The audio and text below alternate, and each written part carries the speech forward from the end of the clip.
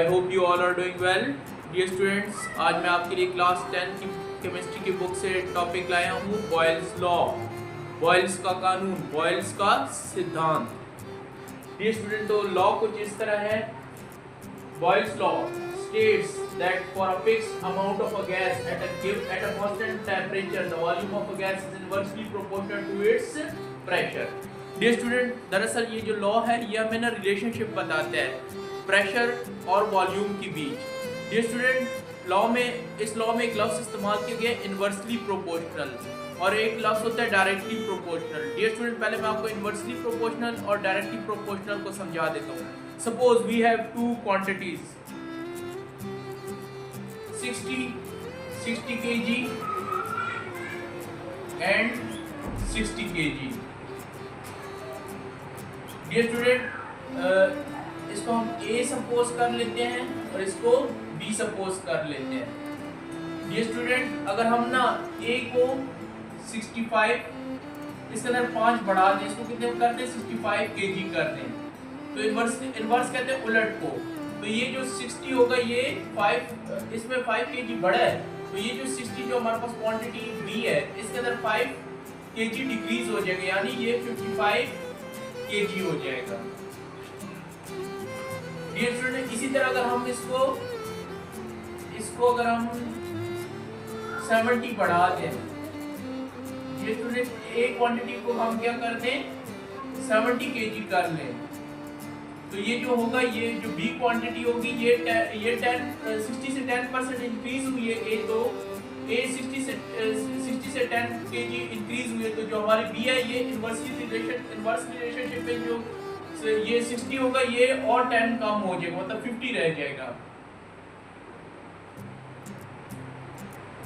ठीक है dear student, अगर आपको डिफिकल्टी होती है मतलब इन्वर्सली प्रोपोर्शनल और डायरेक्टली प्रोपोर्शनल में, तो इसको समझने का आसान तरीका ये है कि इन्वर्स कहते हैं उलट को, मतलब उलट हो जाना, मतलब एक चीज़ के बढ़ने से दूसरी चीज़ का कम हो जाना या एक चीज़ के कम होने से दूसरी चीज़ का बढ़ जाना, ये है इन्वर्स रिलेशनशिप।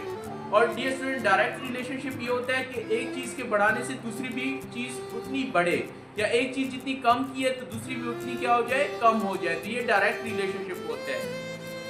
डियर स्टूडेंट, तो हमारा लॉ कुछ यूं है, कह रहे हैं कि it states that for a fixed amount of a gas, मतलब हमारे पास जो गैस की अमाउंट होगी वो क्या होगी फिक्स्ड होगी। गैस की अमाउंट के साथ मिकदार के साथ हम छेड़खानी नहीं करेंगे, उसे कम या ज्यादा नहीं करेंगे एक्सपेरिमेंट के दौरान।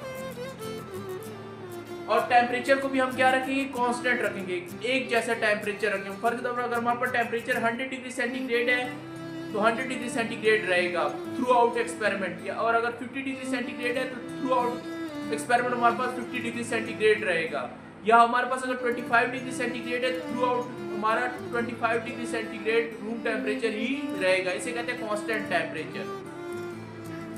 डियर स्टूडेंट, तो लॉ कह रहे हैं कि अगर हम ना वॉल्यूम को इंक्रीज करें तो जो रिलेशनशिप है ना प्रेशर के साथ इन्वर्स रिलेशनशिप है, अगर वॉल्यूम इंक्रीज होगा तो प्रेशर क्या होगा डिक्रीज हो जाएगा, और अगर प्रेशर इंक्रीज होगा तो वॉल्यूम डिक्रीज हो जाएगा। ये स्टूडेंट ये डायग्राम दी हुई है, देखें हमारे पास हमने जो प्रेशर अप्लाई किया वो 5 kg अप्लाई किया है, तो हमारा जो प्रेशर है वो कम है तो वॉल्यूम ज्यादा है। जबकि ये देखिए जब हमने ना प्रेशर को डबल कर दिया 10 kg का प्रेशर हमने एक्सर्ट किया इस बीकर में गिवन वॉल्यूम पर, तो देखें प्रेशर डबल हो गया 5 kg 10 kg, तो ये वॉल्यूम बहुत कम हो गया है। डियर स्टूडेंट, अगर मैथमेटिकली इसकी बात की जाए तो जो मैथमेटिकली इन्वर्स प्रोपोर्शनल का ये साइन होता है 1/p, जबकि जो वॉल्यूम इन्वर्सली प्रोपोर्शनल प्रेशर और pressure inversely proportional volume. Dear student, inversely proportional के साइन को हटाने के लिए हमने एक कांस्टेंट लगा दिया k। डियर स्टूडेंट, ये कांस्टेंट क्या है, इसकी वैल्यू भी चेंज नहीं होगी, इसकी वैल्यू भी exact throughout experiment. Dear students, now we will talk about practical life application of Boyle's law. Dear student, इसकी जो सबसे आम और सबसे फेमस जो एग्जांपल है बॉयल्स लॉ की एप्लीकेशन है वो है डॉक्टर का जो सरिंज होती है, इंजेक्शन जो उसका होता है वो बॉयल्स लॉ के प्रिंसिपल पे काम करता है। डियर स्टूडेंट, जब डॉक्टर दवाई भरता है इंजेक्शन में, तो वो क्या करता है, पिस्टन को पीछे की तरफ खींचता है। डियर स्टूडेंट, तो जो होता है दवाई, तो सिरिंज के अंदर दवाई आ जाती है और थोड़ी सी खाली स्पेस भी होती है।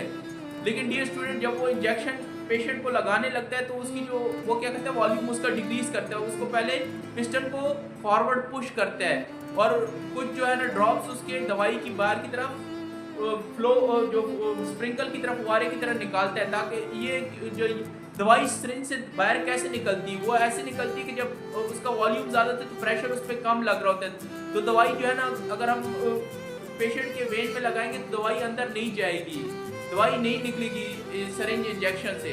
इस वजह से वो क्या करते हैं, पहले वॉल्यूम को डिक्रीज करते हैं, खाली जो एयर जो भरी होती है उस सिरिंज के अंदर उसको निकालते हैं। फिर जब प्रेशर उसके अंदर ज़्यादा हो जाता है, जब प्रेशर ज़्यादा हो जाता है फिर जब उसके वेन पेशेंट के वेन में इंसर्ट करते हैं तो दवाई पेशेंट के वेन्स के अंदर। स्टूडेंट्स, दूसरी जो हमारे पास बॉयल लॉ की एप्लीकेशन है, प्रैक्टिकल एप्लीकेशन, वो आप देख सकते हैं हमारे ब्रीदिंग का अमल, हमारे सांस लेने का अमल। डियर स्टूडेंट, ब्रीदिंग दो प्रोसेस से मिलके बनता है, इनहेलेशन और एक्सहेलेशन। इनहेलेशन होता है सांस अंदर, हवा अंदर करने का अमल, और एक्सहेलेशन होता है सांस बाहर करने का अमल। डियर स्टूडेंट, होता ही हुआ है इनहेलेशन में ये हमारे जो फेफड़े होते हैं वो कहते हैं कंट्रैक्ट करते हैं, वॉल्यूम भी कम होता है और प्रेशर भी कम होता है, जबकि जो सराउंडिंग जो हमारी बाहर फिजा होती है इसका प्रेशर भी ज़्यादा होता है और वॉल्यूम भी ज़्यादा होता है। तो हवा जो थी वो ज़्यादा प्रेशर से कम प्रेशर की तरफ जाती है।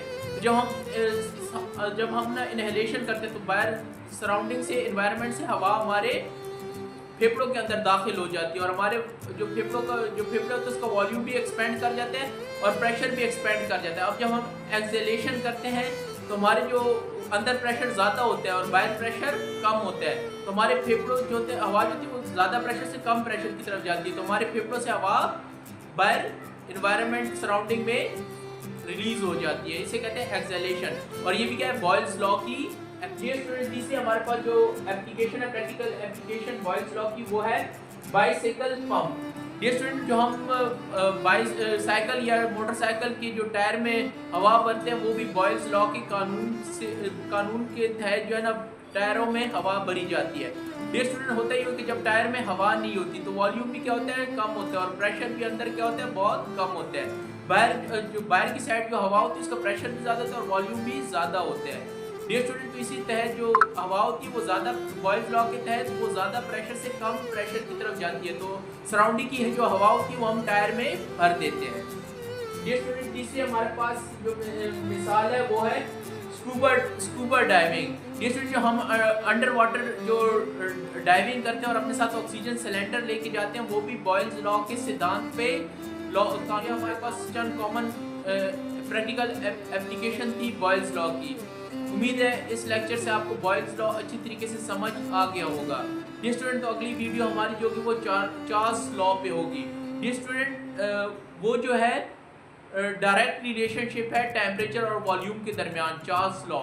और ये जो बॉयल्स लॉ था ये इनवर्स रिलेशनशिप था वॉल्यूम और प्रेशर के दरमियान। डियर स्टूडेंट, अगर आप इसके अंदर कंफ्यूज होते हैं कि अगर आपको नहीं याद होता कि बॉयल्स लॉ में इनवर्स रिलेशनशिप है या चार्ल्स लॉ में इनवर्स है, या बॉयल्स लॉ में डायरेक्ट रिलेशनशिप है या चार्ल्स लॉ में डायरेक्ट रिलेशनशिप, तो इसके लिए ना मैंने सिंपल सा निमोनिक्स बनाया है।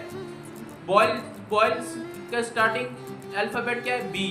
तो बी से आप ये याद रखें, बोथ आर एनिमीज, मतलब इसमें जो प्रेशर और वॉल्यूम होगा ये एक दूसरे के दुश्मन होंगे, मतलब ये एक दूसरे के उलट काम करेंगे। और चार्ल्स लॉ के लिए मैंने निमोनिक्स बनाया है कूजी फ्रेंड। चार्ल्स सी से शुरू होता है तो सी से आप कर लें कूजी फ्रेंड, मतलब अच्छे दोस्त, मतलब एक के बढ़ने से दूसरा भी बढ़ेगा और एक के कम होने से दूसरा भी कम होगा। उसके अंदर डायरेक्ट रिलेशनशिप होगा चार्ल्स लॉ में, और बॉयल्स लॉ में इनवर्स रिलेशनशिप होगा। उम्मीद है ये वीडियो आपको अच्छी तरीके से समझ आ गई होगी। तो मिलते हैं किसी नई वीडियो में। अल्लाह हाफिज़।